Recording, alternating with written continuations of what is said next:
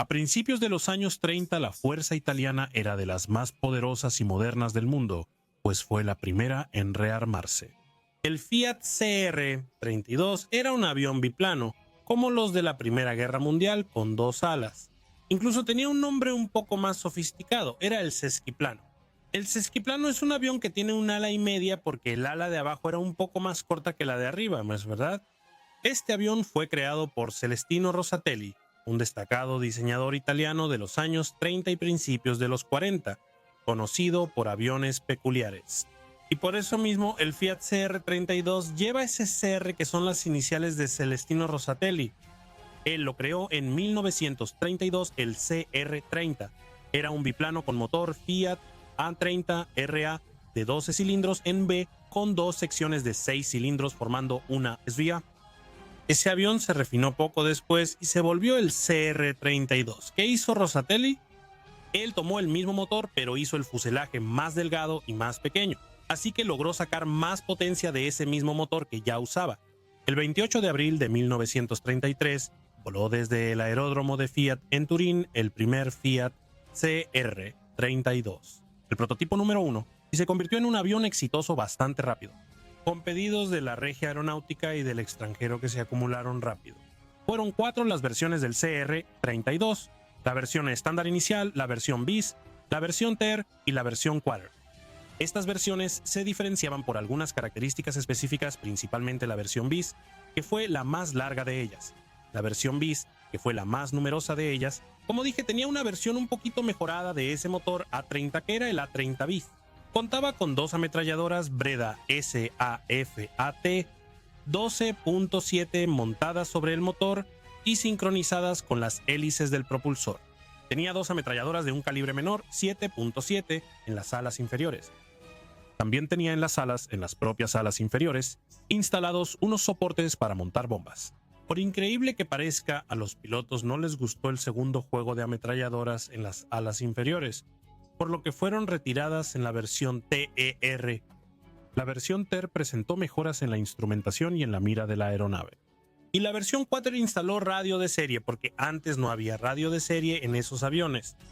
Debemos notar que a inicios de los años 30, la comunicación entre aeronaves aún consistía en agitar las alas, o tal vez una banderita, ya que la radio todavía estaba siendo implementada. El Fiat CR-32 no incluyó radio de serie al inicio, solo en la última serie.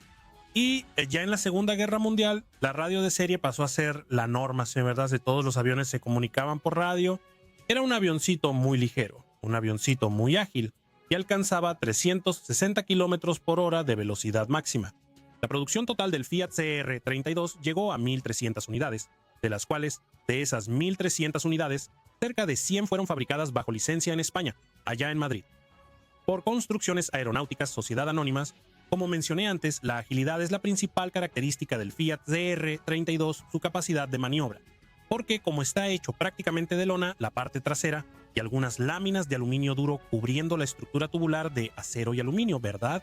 De lo cual estaba hecho. Era un avión de cierta forma frágil, pero que compensaba esa fragilidad estructural con su alta capacidad de maniobra. Eso daba a los pilotos ventaja frente a aviones más resistentes pero menos maniobrables. El tren de aterrizaje del CR-32 era grande, con 2 ruedas principales grandes cubiertas por carenados aerodinámicos aún mayores. Como ven en las fotos, se notan las características. Le dan ese aspecto de avioncito de juguete, pero esos carenados mejoran el flujo de aire en el tren de aterrizaje fijo. Había una ruedita de cola allá atrás, que es la tercera ruedita que le permite maniobrar en el campo de aterrizaje, ¿verdad?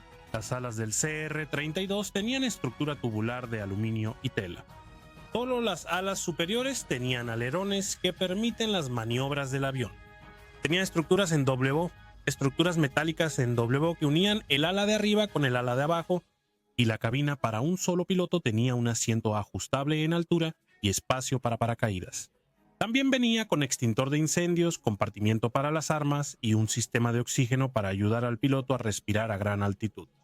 La mira óptica y la cámara de reconocimiento eran opcionales, permitiendo que el CR-32 tuviera versiones fotográficas de reconocimiento de terreno. El tanque de combustible del CR-32 se ubicaba entre el motor y la cabina con capacidad de 325 litros.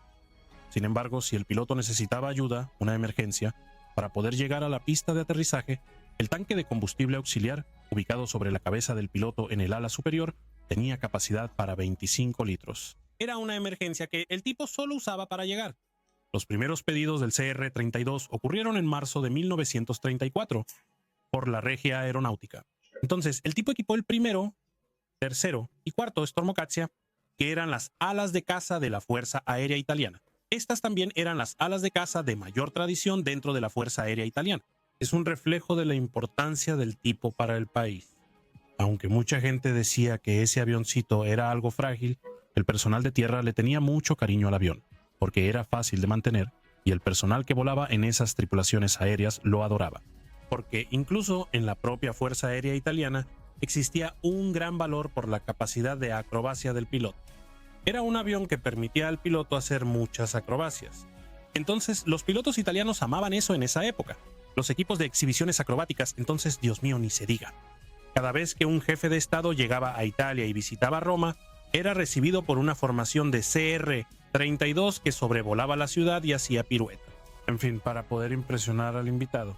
Desde 1936, Mussolini envió estos equipos de acrobacia a volar sobre las principales ciudades y capitales europeas, haciendo un gran espectáculo para promover Italia y el gobierno fascista mundialmente. Pero en realidad, en 1937 y 1938 presentaron el mismo espectáculo en Sudamérica. Las expediciones llegaron en barcos y los aviones se armaban aquí, recorriendo países de Sudamérica durante 2 años, en 1937 y 1938. Curiosamente, esos viajes acabaron en la venta del CR-32 a Paraguay y Venezuela. La maniobrabilidad del CR-32 era excelente. El radio de giro de ese avión era tan pequeño que eso colocó al avión, en esa época, entre los mejores del mundo. Realmente lograba ser un excelente avión de caza, también un interceptor. Pero ese aspecto hizo que los ingenieros y los militares italianos vieran que el formato del biplano todavía tenía algo más que ofrecer. ¿Verdad? Como si no estuviera condenado. Los demás países condenaron el biplano, pero los italianos creían que aún podía funcionar. Ahí, en julio de 1936, inició la era dorada del Fiat CR-32. Fue cuando comenzó en España la Guerra Civil Española. Y pocos días después de que la Guerra Civil Española fue iniciada, fue declarada, el general Franco, con la mayoría de sus tropas en Marruecos, pidió ayuda primero a Mussolini y luego a Hitler, por un componente aéreo de esos dos países para ayudar a transferir esas tropas de Marruecos a España. Los dos dictadores aceptaron, ¿verdad? La petición de ayuda de Franco y terminaron enviando sus respectivas formaciones aéreas expedicionarias, ¿verdad? La aviación legionaria italiana, me encanta ese término, estaba formada por escuadrones de caza, bombardeo, transporte y aeronaves de reconocimiento. Y los alemanes enviaron la Legión Cóndor, de la que vamos a hablar en otro video más importante, no es tema para hoy, después lo verán. Hoy lo importante es que el 14 de agosto de 1936, los primeros 12 CR-32 llegaron al puerto de Melilla, España. Entonces, poco después de eso, se formaron las 3 escuadrillas de caza que los italianos volaron en España de 36 a 39, Aso di Bastoni, La Cucaracha y Gamba di Ferro. Rápidamente después del día 14, ya el día 21, el teniente Vittorino Ceccarelli abrió el marcador del Fiat CR-32, derribando un Newport republicano de los enemigos de Franco, ¿verdad?, sobre Córdoba. Entonces fue la primera aeronave que fue derribada por un CR-32 en la historia. Durante la guerra se enviaron 376 TR-32 a España, de los cuales 6 fueron capturados. Uno de los 6 capturados fue enviado a la Unión Soviética para que los rusos evaluaran las capacidades reales de la aeronave. Y lo curioso es que los rusos no se impresionaron mucho con la aeronave, no. Sin embargo, rápidamente el Fiat CR-32 se estableció como vector de superioridad aérea en España.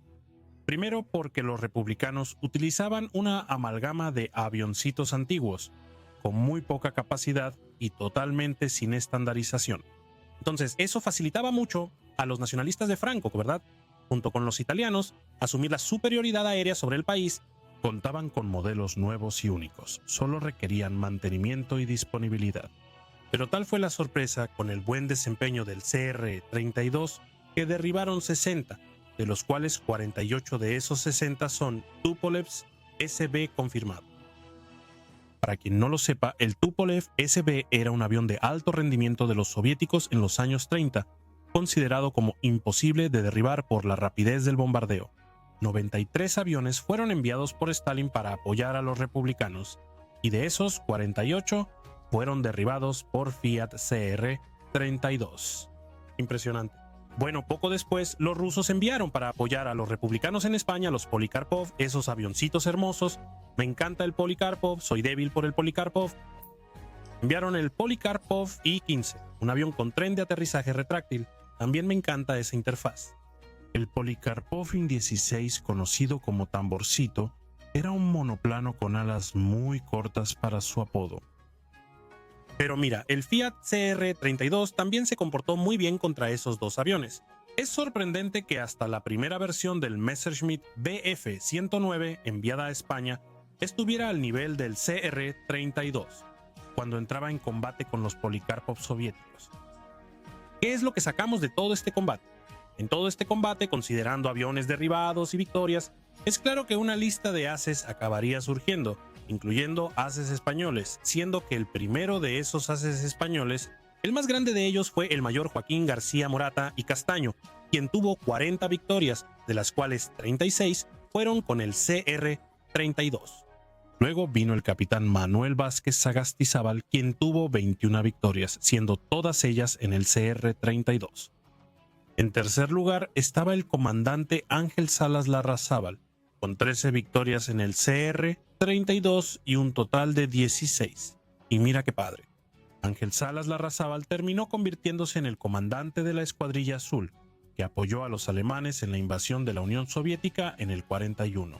Hablaremos de eso después, mantente atento al canal. En mayo de 1939, ¿verdad? Al término de la Guerra Civil Española, poco antes de la Segunda Guerra Mundial, 2/3 de los cazas de la Regia Aeronáutica seguían siendo Fiat CR-32. Tenían 288 Fiat CR-32 en Libia y en Italia, y en África Oriental Italiana, es decir, ahí, en Etiopía y Eritrea, tenían más de 24.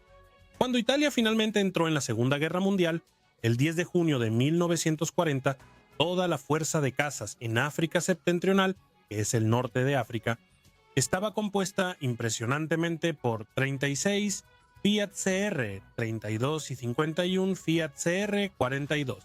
El Fiat CR-32 actuó en la Segunda Guerra Mundial un día después de la declaración de guerra, cuando 6 de estos aviones despegaron para enfrentar una formación de 6 Blenheim, bombarderos ingleses Blenheim, que iban a atacar el aeródromo de El Adra. ¿Qué pasó en ese combate? Los Fiat derribaron 2 Blenheim y dañaron 4 más, sin sufrir bajas. Pero poco después de esa acción, los Fiat CR-32 terminaron convirtiéndose en aviones secundarios, ¿verdad? Y empezaron a hacer ataques al suelo, ataques de ametrallamiento. Pero dado el bajo calibre, el poco armamento de la aeronave, esos ataques no tuvieron mucho éxito. No. El mayor éxito en la Segunda Guerra Mundial del Fiat CR-32 se dio en África Oriental Italiana. Allí, en África Oriental Italiana, 2 escuadrillas de caza usaban el CR-32, la 410ª y la 410ª Escuadrilla. El bautismo de fuego de estos aviones en África Oriental fue el 17 de junio de 1940.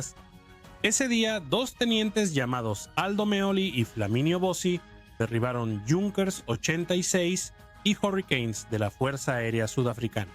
Más tarde ese año, el 28 de octubre, cuando Italia invadió Grecia, los Fiat CR-32 del Sexto Stormo también participaron en las operaciones de primera línea, pero pocos días después fueron retirados para servicios secundarios.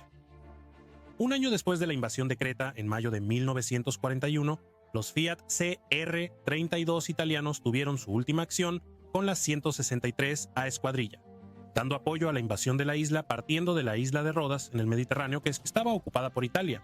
Después de eso, los Fiat CR-32 realmente fueron relegados a entrenamiento y funciones secundarias, y terminaron siendo utilizados en esos roles hasta el final de la Segunda Guerra Mundial. En exportación, el CR-32 aún seguía vigente, mira. En 1933, en el primer año del CR-32, Chiang Kai-shek, que era el generalísimo de China, compró 24 ejemplares para el país.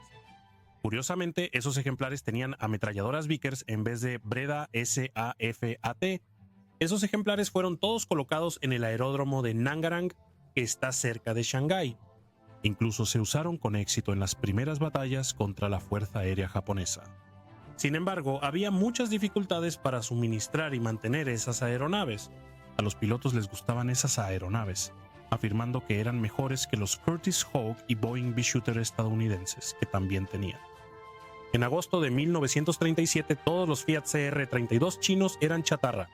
En 1936, parte de esa campaña publicitaria que Mussolini ejerció sobre toda Europa, volando esos aviones en forma de acrobacia, Austria adquirió 45 CR-32 para el Jagd Geschwader II en Wiener Neustadt.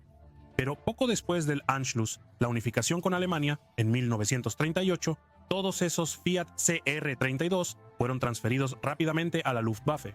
Pero la Luftwaffe no se quedó con ellos por mucho tiempo y terminó pasándolos todos a su aliado, Hungría. Hungría, que en 1935 compró 70 Fiat CR-32, logró el mayor éxito de exportación de este modelo. Los Fiat CR-32 húngaros debutaron en combate en marzo de 1939 durante la breve guerra húngaro-eslovaca, que seguro tampoco conoces, pero aquí en el canal te lo contaré. En abril de 1941, esos Fiat CR-32 se usaron en la invasión de Yugoslavia, donde Hungría apoyó a los alemanes. Poco después, cuando Hungría apoyó a los alemanes en la invasión a la Unión Soviética durante la Operación Barbarroja, los Fiat CR-32 se encargaron de defender el territorio húngaro.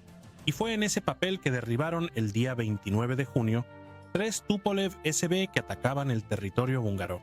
Poco después, los Fiat CR-32 húngaros fueron relegados al entrenamiento y reemplazados por aeronaves más modernas. Y por último, como mencioné, esas misiones y viajes de acrobacia de los italianos aquí en los años 30, en verdad, 37 y 38 generaron ventas de los CR-32 en la región. Primero para Venezuela, que adquirió 10 ejemplares en 1938, como esos 10 ejemplares tenían un radiador mucho más grande para enfriar el motor en el calor tropical de Venezuela, ¿verdad? En 1943, esas aeronaves venezolanas se descartaron por falta de piezas y suministros para mantenerlas operativas, ¿verdad? Por causa de la guerra. Paraguay también adquirió 5 Fiat CR-32 en 1938, que sirvieron en su fuerza aérea durante años hasta su retiro. Hoy en día solo quedan 2 Fiat CR-32 preservados en el mundo. Uno de ellos está en el Museo de la Fuerza Aérea Española en Madrid y el otro en el Museo de la Fuerza Aérea Italiana en Vigna di Valle, cerca de Roma. Ese lo conocí. Prueba de ello es esta foto que yo mismo tomé. Un dato curioso, el Fiat CR-32 en Madrid tiene la cola del avión donde murió García Morato, el mejor piloto español con 40 victorias. Murió un mes después de la Guerra Civil. Trágicamente, él estaba haciendo una acrobacia para algunos reporteros, ¿verdad? Para la prensa, cuando su avión se estrelló y terminó falleciendo. Si te gustó este video, suscríbete al canal, dale like y activa la campanita para recibir notificaciones de nuevos videos. Si tienes dudas, escribe en los comentarios. Haré lo posible por responderlas todas. Me despido, gracias por tu audiencia y hasta la próxima en la sala de guerra.